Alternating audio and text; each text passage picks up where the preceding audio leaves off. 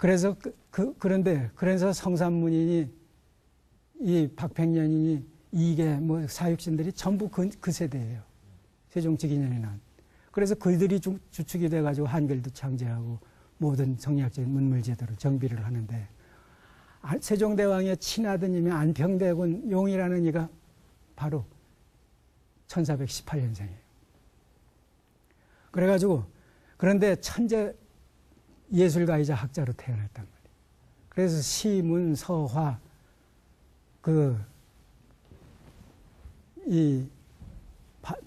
바둑, 거문고까지 능해가지고 쌍삼자리로 일컬어지등 특히 송설체에 능해가지고 조성설보다 더 글씨를 잘 썼다는 거예요. 그러니까 안평대군 중심으로 해서 예술가들이, 학자들이 구름같이 모였죠. 그래 안평대군이 나중에 피살될 수밖에 없었던 게 이제 그런 이유예요. 그 중에 하나가 안견이라는 그 화원화가인데 안견이 이게 몽유도원도예요. 이건 선묘로 북방화법으로 그랬죠. 이게 안평대군이 29살 먹었을 때 꿈을 꿨는데 도원에 가서 놀았다는 거예요. 그래서 그 꿈 얘기를 하면서 이 안견한테 그리라고 하니까 이렇게 그린 거예요. 근데 이거 우리 산천 아니죠. 중국 산천. 그러니까 어떤 이념을 가지고 사느냐에 따라서 그림 양식이 결정이 되는 거예요.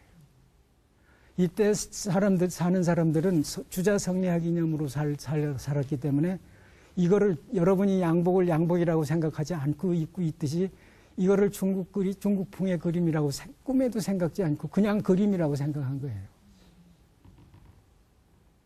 근데 그다음 이 그림을 보면 앞에 그림하고 판연이다. 이건 앞에 거는 필묘 위주, 필법 위주의 그림인데 이거는 묵법 위주의 그림이에요.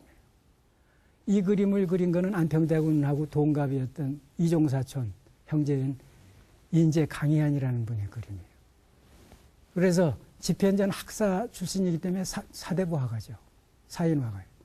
사인화가이기 때문에 주자 성리학도들이 즐겨 그리던 그 문인화풍으로 묵법 위주의 그림으로 세필로 선묘로 그리는 것보다 이거는 훨씬 공력이 덜 든단 말이에요. 그 구상 능력만 있으면은 글씨 쓰던 붓으로 능히 이거는 해치울 수가 있어요. 그래서 이런 그림을 그려서 비로소 묵법 위주의 남방 화풍이 서울 화단에 정착하기 시작하는 거예요. 근데 여기 등장하는 인물 한번 살펴보세요.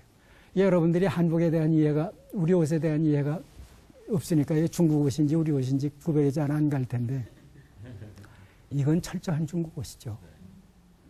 그리고 그게 잘 이해가 안 된 분은 저 색보따리든 동자 매일대로 메고 있어요. 중국은 평지가 많기 때문에 짐 옮길 때 매일대로 메지만 우리는 문방만 나가면은 언덕 위고 산이니까 뭐로 집니까? 지게죠. 지게로 당연히 져야 되는데 매일대로 지고 있다. 지게가 등장하는 게 겸제대에 와서야 지게가 등장을 합니다. 왜 겸제를 겸제하는지를 여러분 이제 그때 가서 확인하면 아실 거예요. 그 다음 이것도 강의한 그림이에요. 이게 묵법 위주의 그림이라는 거 당연히 아시죠. 그 다음 이거는 이제 중국 명나라 화가 장로라는 사람의 그림인데 똑같이 묵법으로 그렸어요. 장로가 이 강희안보다 50년 후배예요. 강희안의 영향을 받아서 그렸다고 보기는 어렵죠. 그래서 우리는 이제 저런 그림을 명나라 영향을 받았다고 그러는데 그래서 뭐 절파풍이라고 얘기도 하는 학자들도 있고 그런데 저는 영향관계보다는 교과서가 같았어요. 영향 줄새가 없었어요. 그 당시에는. 동시 출발해서 교과서가 같았지. 명을 건국한 지식인들의 그 학풍이나 조선을 건국한 성리학자들의 학풍이 근원이 같으니까 교과서가 같아요. 지금도 우리가 교과서가 미국하고 상당히 비슷하니까 우리 교육 과정 전반이 미국풍이죠. 그러니까 한국사 안 가르쳐도 돼요. 미국사, 한국사 뭐라 가르칩니까? 근데 우리는 따라갈 걸 따라가야지. 안 따라갈 거 다 따라간다. 그 다음. 그래서 이 그림은 유잠이라는 분, 이분도 역시 집현전 학사 출신인데 이것도 화풍이 확 다르죠.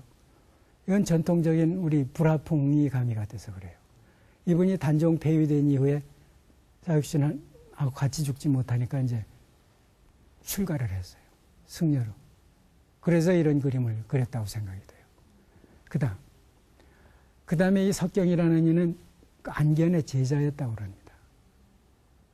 그러니까 지금 금방 봤던 그 채색화하고 상당히 일맥상통하는, 이게 당시로 봐서는 고려 전통을 계승한 그런 그림이라고 보여진단 말이에요. 그 다음, 이것도 역시 석경의 그림인데, 이건 중국풍의 그 산수화 그대로랍니다. 그러니까 이 당시 사람들은 우리 산천이 그때 금강산, 삼각산이 왜 없었겠어요? 다 있지. 그런데 그거를 거기에 알맞는 그 화법을 개발해가지고 그 그림을 그리겠다는 생각은 전혀 하지 않고 그냥 중국 화보풍에 있는 그림을 충실하게 그리면 잘 그리는 거다. 이렇게 생각을 하고 있었다. 그러니까 지금도 동양화 그리는 사람이 미국 그림 흉내내요. 아무 생각 없는 거죠. 그냥 발상을 그렇게 할 뿐이지. 그래서 알고 나면은 자기 발상이 얼마나 허망한지, 그게 의미 없는 일인지 하는 것을 알게 되죠. 그리고 이거는 이제 남성 마원의 그림 비슷한 구도를 가지고 있고 기법도 그렇고, 그런데 이 이상조라는 이는 사실 그 산호 출신이에요.